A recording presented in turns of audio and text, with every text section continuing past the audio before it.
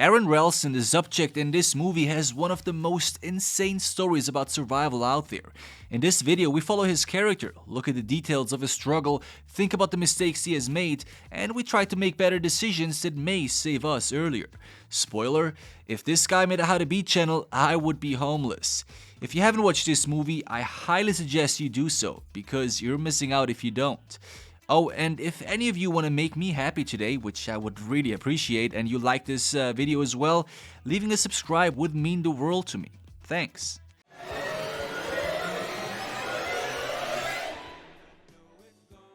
Aaron, played by James Franco in this movie, is a hiking enthusiast. At home, he gets ready for his upcoming hike through the Blue John Canyon in Utah. As we can see, he more or less picks up his items without much conscious activity, implying that he is seasoned and well experienced in hiking, or he just smoked too much the night before. You see, I think being an expert in a field can be dangerous, because it can make you feel like you would never make a mistake. I am not saying our character is that person, but it would seem like it during the beginning. While picking up his stuff, we can see how he tries to reach out for his Swiss Army knife but can't get a hold of it. He doesn't care and just leaves it behind, which is a big mistake that he will soon realize. Every good hiker knows that to enjoy the best of every hike, you need to start early. And you can't be earlier than arriving the evening before. That's right, our character leaves way before its time and drives a long way until he arrives at a small camp where he stays for the night. He kicks back, unfolds his paper-thin mattress and passes out, thinking about the beauty that awaits him in the morning. And oh boy, isn't he right.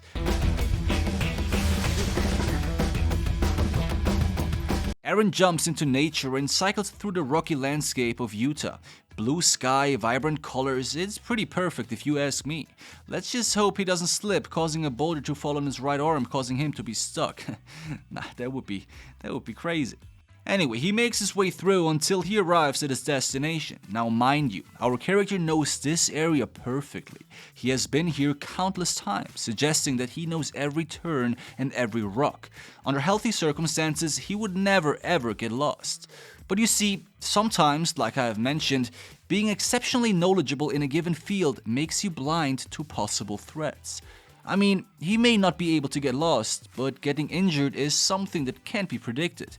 And then imagine if you get injured in a way that prevents you from moving. Then you're dead unless you're able to contact someone. Think about it. If you get injured far away from civilization and no one knows where you are, plus you don't have the means to contact anyone, how will you survive? So if I'd go on a risky hike tomorrow deep off track, I would almost certainly carry a GPS beacon with me. Basically a device that lets you send out emergency signals from wherever you are. Now I know what you guys think. This story happened back in 2003, so this technology may not have been so readily available as it is now. And I agree. But back then, and arguably still today, it is probably best and possible to tell at least one person of where you go. Here's an interesting fact. The real Aaron Ralston himself said that the biggest mistake he has made on this very hike was not letting anyone know before he left. Which is unfortunate, because this would have been so much easier than what he had to go through to survive. And I tell you, the moves this dude pulled were insane. I don't know, I think we go that way. Just keep going that way. That way, and then we had to come back. Hey! On his way trekking through the canyon, he comes across two girls that seem to have lost their way. He comes for help and offers his guidance. Now I would never ever follow a stranger that smiles at me like James Franco does in this scene. In fact, I would either run away or grab the next rock and smack this dude in his face. But this isn't a horror movie, so the girls team up with our character and are about to experience a beautiful, beautiful landscape. A deep blue canyon pool. That's right, it's beautiful. Now, they play around, have fun, exchange some niceties, and eventually part ways again. Nature calls our protagonist, and no, I am not talking about his pee-pee here. I am talking about good old Mother Nature. As he leaves and makes his way through this beautiful snaky canyon, an unfortunate event takes place. Yep, it's about to start, my friends. When he tries to pass a crevasse, he slips, causing a boulder to come loose, which ends up crushing his right arm and pins it against the wall. That sucks. I mean, it's not just unlucky, it's downright absurd if you think about it. Because Aaron, besides his crushed arm, is more or less alright, but he's stuck, really stuck. He can't move, nor can he move the boulder. There's just no way this just happened, but I guess it really did. And so the 127 hours begin. He starts out perfectly well. He empties his bag and places each item in front of him. It's important to know what you have, right? I mean, sometimes items intended for one use turn out to be very useful in a completely different way. As we can see, he has barely any water left, which is terrible. The problem with water is that it's annoying to carry around, so most hikers refill their bottles at set springs. Under these circumstances, however, you must ration your water at all costs, and he knows that too. Aaron grabs his multi-tool, which is not a Swiss Army knife by the way, and tries chipping away the rock. I would probably do the same, but let's explore the possibilities. First, instead of using the knife, I would use the plier, because this knife is way too thin, and I wouldn't want to risk breaking it. If it doesn't break, it will become dull anyway and thus unusable very quickly. The plier on the other hand is less sharp, but more robust, and since we chip and not cut the rock, it should work just as well. Our character chips and chips until the first night arrives.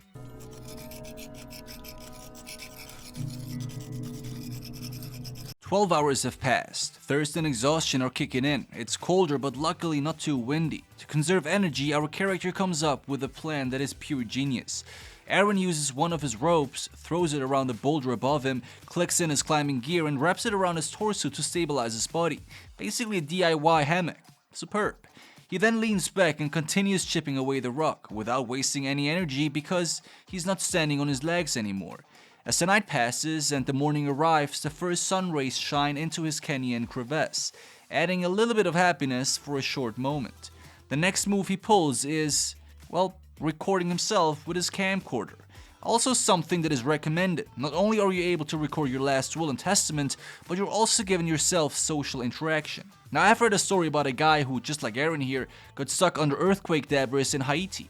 He survived for 65 hours before he was rescued. He said something really good afterwards. He said, "If you don't give up hope mentally, your physical body is much more likely to endure as well." So Aaron's camcorder trick is a lifesaver. Of course, you could also grab a round object nearby, place it in front of you, give it the name Wilson and start laughing away the nights. But that would be a different story, I guess. Nevertheless, camcorder trick approved. Unfortunately, his first camcorder session ended up in a burst of anger. But can we blame him really? I mean, this man is about to die because a random rock doesn't want to let go of him. After the initial burst of anger though, he quickly calms himself down, almost meditative, reminding himself to keep calm and act rational. Which is insane if you consider his situation. But it's proof to all of these people that keep commenting on my videos saying that it's impossible to stay calm in these situations. That's just wrong, okay? You can and you must be if you want to survive. Therefore, staying calm is the only choice that you really have, and he excelled perfectly well. Do not lose it.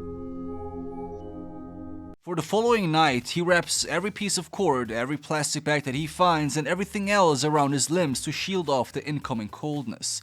The temperatures fall to mid-40 degrees. That's just over 7 degrees Celsius for my non-American friends.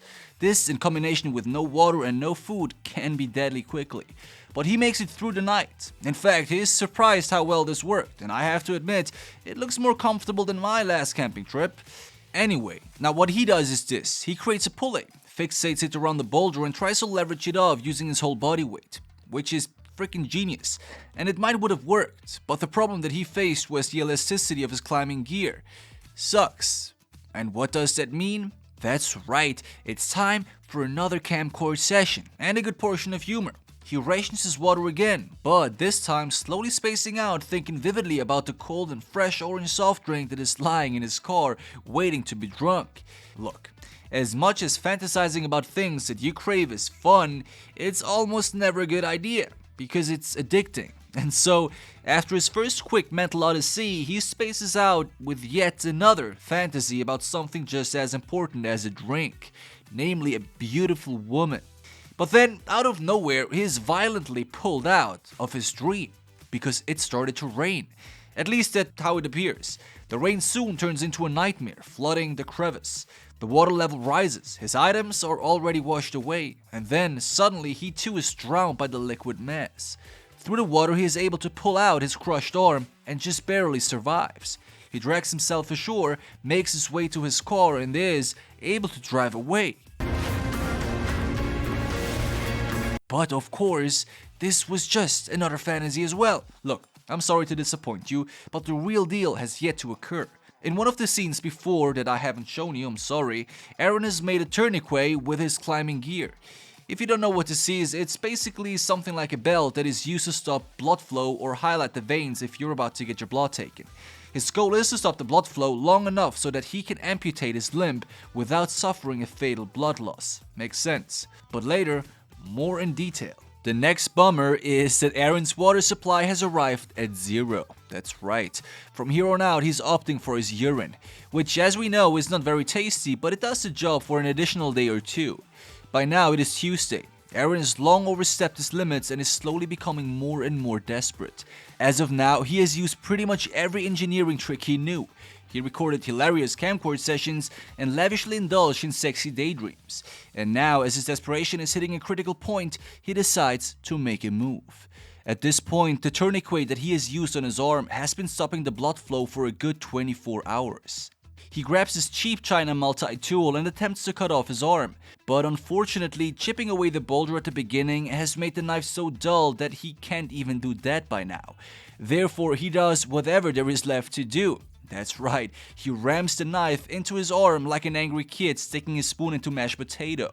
Quick side note, the real Eren himself said that on one morning towards the end of his misery, he got so angry that he decided to amputate his limb. When he could finally overcome himself to do it, he smashed the knife into his arm just like our character did in the previous scene. He then also said that he cheered in victory, believing that he has done it, that he has practically made the first crucial step, only to realize that his knife has been stopped by his bone. At which point, he quite literally gave up, thinking that there is no way that he will ever get out of there alive. But the story continues. So Eren pretty much gave up, but accepting death isn't something that this guy can do. As the hours passed and he thought more and more about the alternatives, he realized that with the boulder pinning his arm, he can easily break his bones. This in return will allow him to amputate his limb without the need of a bone saw. The insane part though is this. When this happened to the real Eren in real life, he said that as soon as he attempted to cut off his arm, the knife went through the flesh like through warm butter. The reason for that was that his arm has already went into a state of advanced decomposition. Talking about survival. Anyway, in the movie, Eren breaks his arm, rams the knife back in, and proceeds with his medieval amputation. I believe the lack of energy, the used tourniquet, and the completely crushed arm may have helped him do it. And of course, the inevitable death if he doesn't do something was definitely also a great source of motivation. I'm not saying it was easy, okay? I'm saying it was easier due to the circumstances. Would I be able to do that? I wish to believe so, but I am quite unsure. What about you? Would you be able to do something like this to survive? Let me know in the comments. Now throughout this movie and after having read loads about Eren, I must admit that this dude is a character. I think if anybody out there was able to do something like this, then it was definitely him. So he overcomes the odds of successfully amputating a limb, eventually falls back to the floor, and isn't quite sure if he should cheer in victory or not, which I guess we can understand. He falls backwards onto his butt, gets up again, wraps his arm stump in whatever he can find, and drags himself out of this godforsaken place. He just barely makes it out, has even to surmount a pretty steep mini cliff, and eventually arrives at a pretty dirty, albeit magical and very welcome water source that becomes his one and only for a brief moment. He then continues, eventually facing off a Dutch family. They called the rescue helicopter, and he was rescued, in fact. The real Eren has remained a climber and defied his handicap just like he defied the odds being stuck inside the Blue John. I hope you've enjoyed this video. If you have, you know what to do, and then I suggest you binge another one. How about that? And I'll see you guys again next week. Peace.